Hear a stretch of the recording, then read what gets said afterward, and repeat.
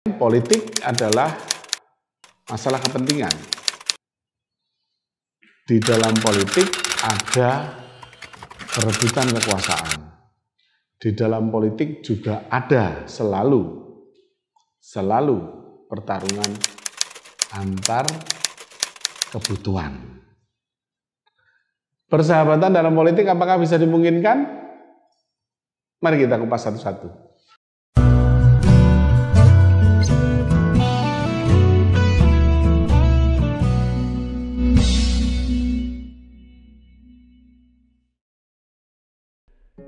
Salam Indonesia, salam indah-indah saja. Ketemu lagi sama saya Arya Kresna Maheswara. Hari ini kita pertama-tama akan mengucapkan salam dulu untuk semua perempuan yang pernah mencintai saya di masa yang lalu. Hai, saya sudah berubah. Saya sudah berubah, jadi seharusnya kalian pun sudah berubah juga. Oke, ketemu lagi di Jas Merah Channel. Hari ini kita akan ngomongin tentang persahabatan dan politik. Ini sebuah tema besar yang di dalamnya kita akan mengupas tentang persahabatan dan politik.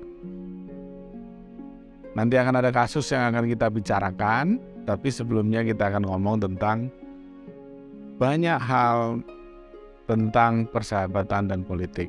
Apa itu persahabatan? Apa itu politik? Persahabatan dalam beberapa konsep yang muncul memang kita pahami sebagai relasi antar manusia yang berlangsung erat, mungkin dalam waktu yang tidak singkat, selalu mempunyai makna yang lebih dalam daripada sekedar pertemanan biasa. Sementara di sisi lain, politik adalah masalah kepentingan. Di dalam politik ada perebutan kekuasaan. Di dalam politik juga ada selalu pertarungan antar kebutuhan. Persahabatan dalam politik apakah bisa dimungkinkan? Mari kita kupas satu-satu.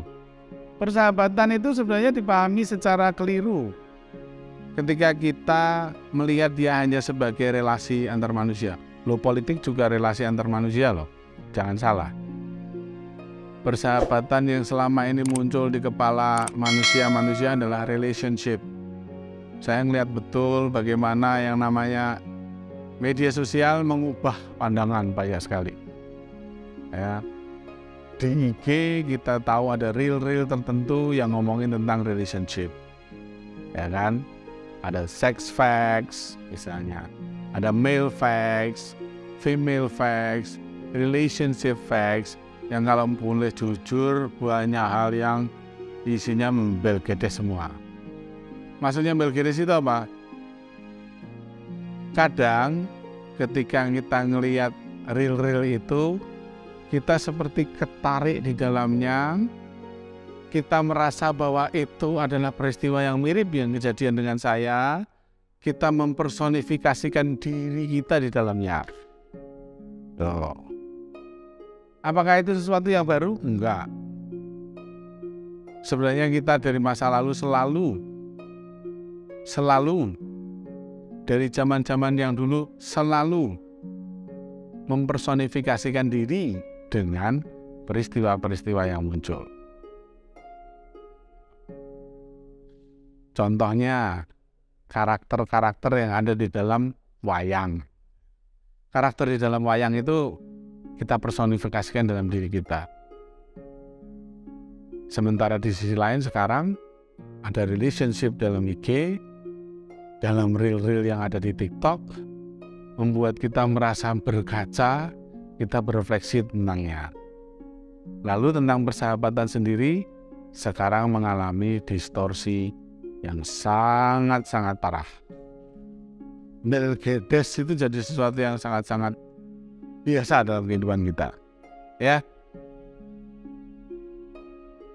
Apabila kita ngomongin tentang politik adalah persoalan mengenai kepentingan dan persahabatan itu kesannya adalah tulus, Anda salah. Bisakah persahabatan menjadi sesuatu yang sangat tulus sementara politik sama sekali tidak tulus? Persahabatan juga masalah politik.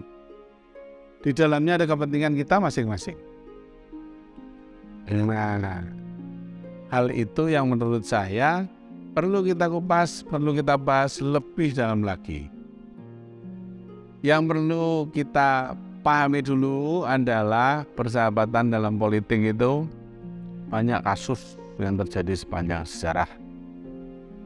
Persahabatan-persahabatan di dalam dunia politik biasanya dimulai ketika orang-orang yang terlibat di dalamnya justru belum terjun dalam politik. Salah satunya bentuk persahabatan yang paling erat itu teman kos. Teman satu kos itu ngerti semua kelemahan kita. Tahu kita bubuk jam berapa, bangun jam berapa, mandi atau belum, ya. Banyak sekali peristiwa-peristiwa keseharian yang terjadi di tempat kos, di mana kita menjadi diri kita sendiri. Nah, yang menarik dari situ, salah satunya adalah persahabatan yang muncul di sebuah rumah kos paling legendaris di Indonesia ini, rumah kos Jalan Peneleh, Surabaya. Di mana di kos-kosan itu ada suatu masa manusia-manusia yang ngekos itu bukan orang-orang sembarangan. Ditakdirkan menjadi manusia-manusia yang menentukan nasib satu bangsa. Ditakdirkan untuk diisi oleh manusia-manusia luar biasa yang nantinya di masa depan dia akan mengubah seluruh arah kehidupan ratusan juta manusia. Kos di Peneleh, Surabaya itu adalah rumah kos yang dibuat oleh Haji Umar Said Cokroaminoto. Di dalamnya banyak sekali para tokoh pergerakan yang menentukan arah Indonesia, dari mulai Semaun, Alimin, Muso, nah itu dari teman-teman dari ISDV ya waktu itu ya. Kemudian ada Soekarno, kemudian satu lagi yang sangat kontroversial sebenarnya, Sekar Maji Marijan Kartosuwiryo. Yang menarik dari kos-kosan itu, gimana ceritanya persahabatan di antara orang-orang itu yang akhirnya nanti akan berantem di dunia politik selanjutnya. Seperti kita tahu, Alimin Semaun mendirikan SI Merah, ya, Serikat Islam Merah yang berbau-bau komunis, bahkan akhirnya menjadi Partai Komunis Indonesia. Muso menjadi ketua Partai Komunis Indonesia, bahkan disebut-sebut sebagai pemberontak di peristiwa Madiun tahun 1948. Soekarno, kita tahu beliau mendirikan Partai Nasionalis Indonesia, PNI, yang sampai sekarang anak cucu ideologi, anak cucu partainya bertebaran di mana-mana. Salah satu ideologi yang paling kuat, dan saya bilang terkuat di Indonesia, anak cucunya PNI masih berkuasa sampai sekarang. Lalu di sisi lain ada Kartosuwiryo yang mendirikan Darul Islam, bersama dengan panglimanya mendirikan Tentara Islam Indonesia. Nah, ini yang menarik sebenarnya. Bagaimana persahabatan dari tiga orang ini, pergaulan di antara mereka, pasti banyak sekali untold story yang muncul. Untold story yang muncul itu macam-macam. Ya, mulai dari kecerdasan Soekarno yang gantengnya bukan main, ya kan, dibandingkan anak-anak kos yang lain kita sudah tahu. yang namanya Sekar Maji Marijan Kartosuwiryo jelas tidak bisa menandingi kegantengan Soekarno. Muso yang jauh lebih capi pipinya, lebih mengemaskan dibandingkan Soekarno, tapi jelas tidak bisa menandingi kegantengan Soekarno. Pada saat yang bersamaan, dari 3 orang ini, yang paling cerdas, yang paling ganteng inilah yang paling bisa survive. Soekarno menikahi Siti Utari. Ada untold story ketika mereka masih pacaran, ya, masih dilakukan pendekatan. Ada kejadian-kejadian yang menyenangkan. Tentu teman-teman kosnya ini yang tahu. Dan saya yakin, sama seperti kalian ketika jadi teman kos. Salah satu teman kos mendapatkan kemudahan, dapat privilege, pasti rada-rada iri begitu ya. Itu menyenangkan coy. Itu menyenangkan untuk dibahas. Kenapa?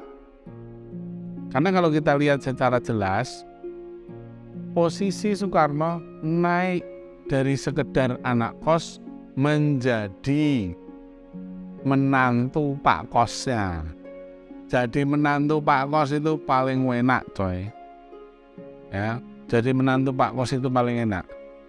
Saya juga mau kalau punya ibu kos dan pada saat yang bersamaan dimasakin, makan di dalam, gitu. Celana dalam dicuciin, ya kan?